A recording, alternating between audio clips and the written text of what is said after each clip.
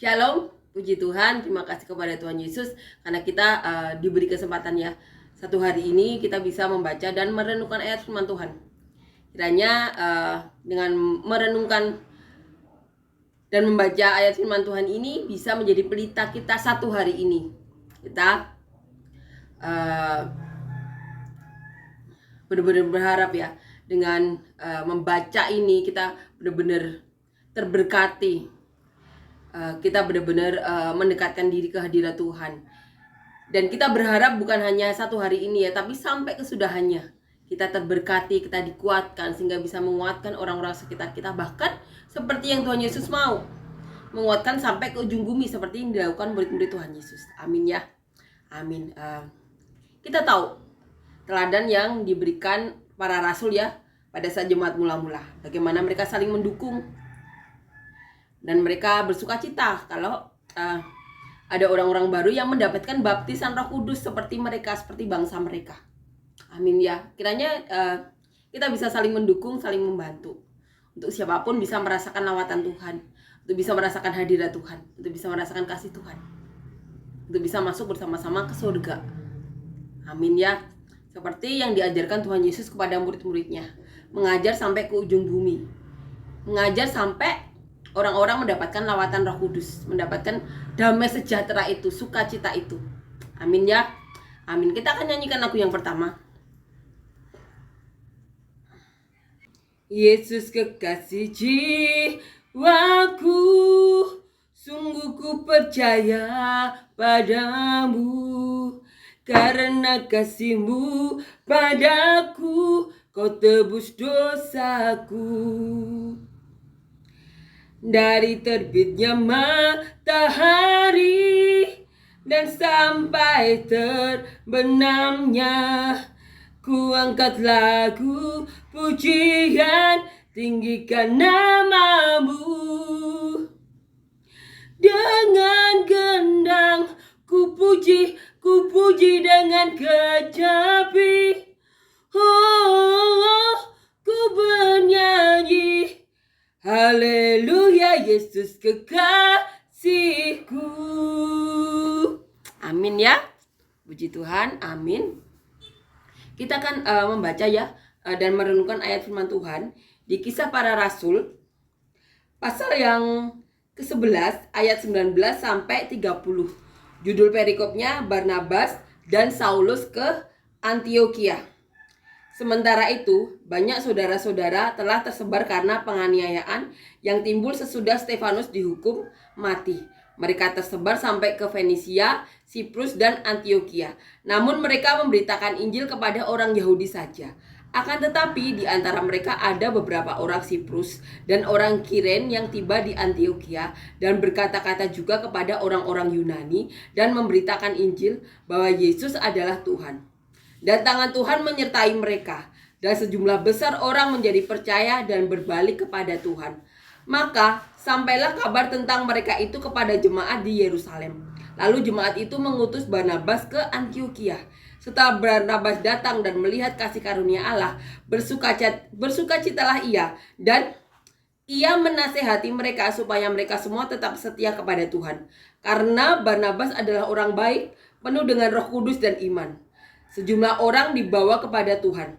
Lalu pergilah Barnabas ke Tarsus untuk mencari Saulus.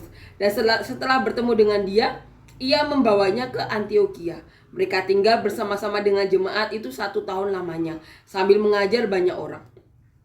Di Antiokhia lah murid-murid itu untuk pertama kalinya disebut Kristen. Pada waktu itu datanglah beberapa nabi dari Yerusalem ke Antiokhia. Seorang dari mereka yang bernama Agabus bangkit, dan oleh kuasa Roh, ia mengatakan bahwa seluruh dunia akan ditimpa bahaya kelaparan yang besar. Hal itu terjadi juga pada zaman Claudius. Lalu murid-murid memutuskan untuk mengumpulkan suatu sumbangan sesuai dengan kemampuan mereka masing-masing dan mengirimkannya kepada saudara-saudara yang diam di Yudea. Hal itu mereka lakukan juga, dan mereka mengirimkannya kepada penatua-penatua dengan perantaraan Barnabas dan Saulus. Amin ya. Judul perikop Barnabas dan Saulus ke Antiokhia. Jadi di sini menceritakan ya bahwa setelah peristiwa Stefanus dibunuh, terjadi penganiayaan yang menyebabkan banyak saudara-saudara itu telah tersebar. Kita akan baca ini ya ayat 19-nya. Sementara itu banyak saudara-saudara telah tersebar karena penganiayaan yang timbul sesudah Stefanus dihukum mati. Di sini dikatakan tersebar sampai Fenisia, Siprus, Antioquia. Di sini diceritakan bahwa mereka itu walaupun tersebar saat itu masih menyebarkan Injil di antara orang Yahudi. Dikatakan di ayat 19 masih ya, 19b. Dikatakan memberitakan Injil kepada orang-orang Yahudi. Nah, berarti kemarin waktu Petrus membaptis Cornelius, dikatakan tentara Italia. Ada orang-orang yang tidak bersunat di situ, tapi Tuhan Yesus mengatakan apa yang halal bagi Allah tidak boleh diharamkan. Walaupun ketika kembali ke Yerusalem, Petrus harus mempertanggungjawabkan ya, karena telah memasuki rumah seorang yang tidak bersunat. Nah, tapi di situ Petrus menjelaskan bahwa semua yang dilakukan Petrus itu karena perintah Allah. Allah yang mengatakan segala sesuatu itu boleh dimakan, yang di gambar-gambar yang ada di penglihatan itu. Allah mengatakan apa yang dihalalkan Allah tidak boleh diharamkan. Akhirnya orang-orang teman Petrus atau yang biasa disebut orang-orang kudus ini lega karena Petrus tidak melanggar peraturan nenek moyang mereka, dan lega juga karena orang-orang yang tidak bersunat itu juga mendapatkan lawatan Roh Kudus dan mereka bersukacita. Nah, di sini diceritakan bahwa banyak dari teman-teman Petrus, orang-orang kudus itu atau saudara-saudara yang bersatu dalam ini ya, dalam jemaat mula-mula, itu tersebar ke banyak daerah karena penganiayaan Stefanus, karena mereka dikejar-kejar. Kita tahu Saulus sampai mengejar ke setiap rumah, mencari laki-laki maupun perempuan yang menjadi pengikut Kristus, dimasukkan ke penjara. Di sini dikatakan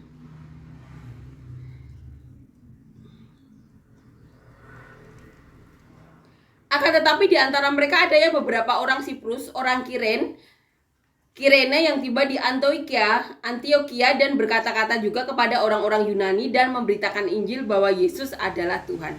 Dan tangan Tuhan menyertai mereka dan sejumlah besar orang menjadi percaya dan berbalik kepada Tuhan. Jadi sebagian mereka juga berkata-kata kepada orang-orang yang berbahasa Yunani. Tidak hanya Yahudi ya, seperti yang di awal di Venesia, Siprus, Antioquia. Tapi kalau di Kiren dikatakan di sini beberapa orang Siprus dan orang Kiren yang ini dikatakan berkata-kata kepada orang-orang yang berbahasa Yunani, dan banyak orang yang menjadi mengenal Tuhan Yesus, puji Tuhan. Dan di sini dikatakan maka sampailah kabar tentang mereka itu kepada jemaat di Yerusalem. Lalu jemaat itu mengutus Barnabas ke Antioquia. Berita mengenai banyak orang yang berbalik kepada Tuhan Yesus di Antioquia itu membuat orang-orang di Yerusalem mengirimkan orangnya. Seperti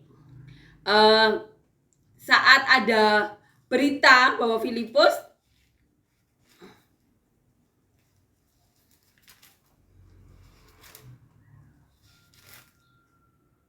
di Samaria telah membuat keajaiban juga sudah membaptis air, mereka juga mengutus Petrus dan Yohanes, kemudian dibaptis Roh Kudus oleh Petrus dan Yohanes. Nah, kalau di kemarin waktu dengan Cornelius, waktu Petrus berkhotbah, mereka sudah mendapatkan lawatan Roh Kudus, tapi kemudian Petrus tetap membaptis dengan air. Di sini ketika orang-orang yang menyebar itu karena dianiaya, karena penganiayaan di Yerusalem, mereka menyebar. Dan banyak orang yang percaya, orang-orang di Yerusalem juga mengirim Barnabas. Di sini dikatakan,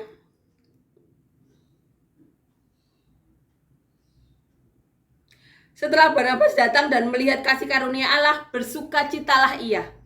Ia menasihati mereka supaya mereka semua tetap setia kepada Tuhan. Karena Barnabas adalah orang baik, penuh dengan Roh Kudus dan iman, sejumlah orang dibawa kepada Tuhan.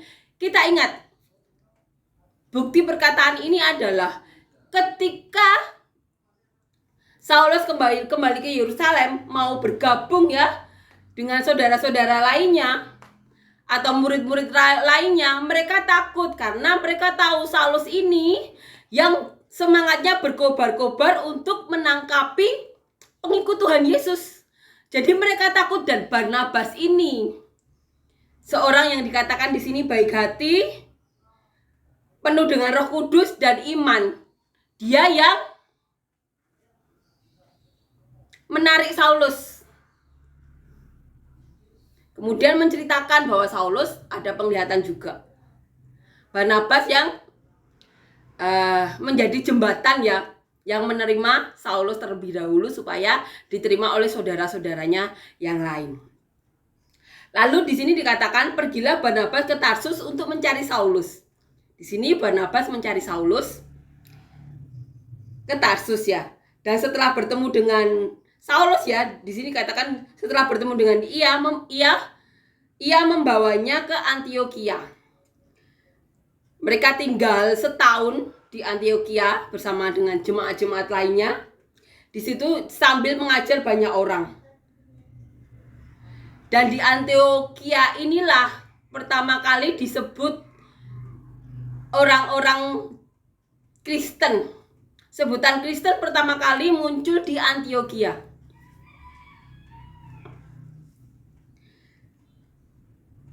Dan di sini dikatakan, pada waktu itu datanglah beberapa nabi dari Yerusalem ke Antiokhia. Seorang dari mereka yang bernama Agabus bangkit, dan oleh kuasa Roh ia mengatakan bahwa seluruh dunia akan ditimpa bahaya kelaparan yang besar. Hal itu terjadi juga pada zaman Claudius. Kita tahu nabi adalah utusan Allah untuk memberitahukan kepada umat manusia akan sesuatu hal yang terjadi di masa depan untuk mengingatkan umat manusia. Dan di sini ada nabi yang namanya Agabus yang mengatakan bahwa akan terjadi kelaparan yang besar dan bahwa seluruh dunia akan ditimpa bahaya kelaparan yang besar. Hal itu terjadi juga pada zaman Claudius. Berarti kita tahu setelah Tuhan Yesus, Allah tetap mengirimkan nabi-nabinya saat manusia dirasa Tuhan membutuhkan pertolongan. Karena Allah tahu manusia itu hanyalah debu, butuh pertolongannya. Jadi kalau ada sesuatu besar yang terjadi ya karena sesuatu hal yang akan menimpa manusia, di sini dikatakan Allah mengirim nabi untuk memberitahukan akan terjadi kelaparan besar. Lalu dikatakan di sini murid-murid memutuskan untuk mengumpulkan suatu sumbangan sesuai dengan kemampuan mereka masing-masing dan mengirimkannya kepada saudara-saudara yang diam di Yudea. Ini respon dari murid-murid jemaat mula-mula orang-orang kudus Tuhan kalau dibilang saat itu. Mereka saat diperingati oleh nabi tersebut langsung berinisiatif untuk memberikan sumbangan sesuai dengan kemampuannya masing-masing dan mengirimkannya ke Yudea. Di sini katakan dikirimkan ke saudara-saudara yang diam di Yudea. Hal itu mereka lakukan juga dan mereka mengirimkannya kepada penatua-penatua dengan perantaraan Barnabas dan Saulus. Saudara-saudara ini juga melakukan hal yang sama. Mereka mengumpulkan uang ya atau segala sesuatu yang mereka miliki sesuai dengan kemampuan masing-masing, dikirimkan juga untuk penatua-penatua, dititipkan kepada Barnabas dan Saulus, orang-orang kudusnya Tuhan. Amin ya. Berarti kita tahu ya, setelah Tuhan Yesus Allah tetap mengirimkan nabi-nabi saat Allah mau memperingatkan manusia ada sesuatu hal yang terjadi. Karena apa? Karena Allah mau menyelamatkan umatnya yang disayangi. Jadi kita tahu ya di sini Allah tetap mengirimkan nabi-nabinya untuk memberi peringatan akan terjadinya suatu bahaya. Allah kita luar biasa. Allah kita hebat. Dan itu masih terjadi 17 tahun yang lalu saat 3 nabi besar menubuatkan saya. Tuhan katakan waktu Tuhan sudah terbuang, ini kehendak Tuhan harus terjadi. Allah itu seperti itu. Karena begitu besar kasih Allah akan dunia ini. Sehingga mengirimkan anaknya yang tunggal. Dan kasih itu berlanjut terus. Saat Allah memperingatkan sesuatu, Allah mengirimkan nabinya. Amin ya. Amin. Dan kita berharap hal yang dilakukan Allah ini tetap berkelanjutan sampai kesudahannya. Mari kita persiapkan anak-anak kita untuk tahu rasanya mengasihi Tuhan itu luar biasa. Untuk memberitahukan mereka bahwa tujuan mereka cuma satu, ke surga. Mari kita ajarkan kepada orang-orang sekitar kita, anak-anak cucu kita, biar mereka mengajari semua orang yang mereka temui. Amin ya. Amin. Kita akan nyanyikan lagu yang kedua. Yesus, Kau telah memulai segala yang baik dalamku. Engkau menjadikanku serupa gambaranmu dan berharga di matamu.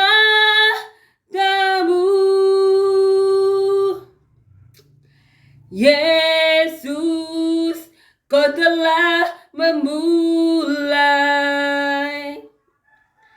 karya yang mulia dalamku.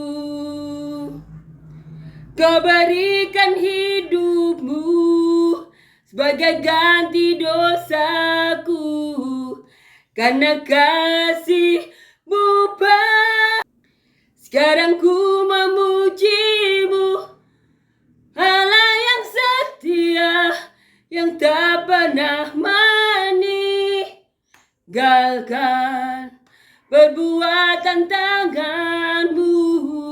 Sekarang ku menyembah-Mu, Allah yang mulia, sempurnakan segenap hidupku agar indah bagimu. Amin ya, puji Tuhan. Amin.